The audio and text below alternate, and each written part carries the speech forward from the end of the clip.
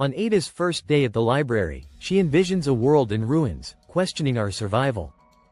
As she organizes books, her mind drifts to a future where technology reigns supreme.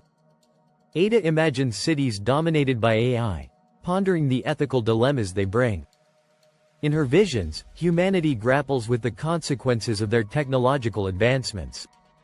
She sees a world where social structures are reshaped by innovation, for better or worse.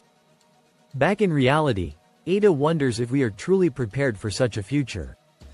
Her day-to-day tasks become a backdrop for her vivid imaginings of what could be. Ada's thoughts are a constant battle between hope and fear for humanity's future. She questions the role of libraries and knowledge in navigating these potential futures. As Ada closes a book, she realizes the importance of understanding and preparing for what lies ahead. Please subscribe, like and share our YouTube channel at Common Man Mind Voice, SKR's Reactions.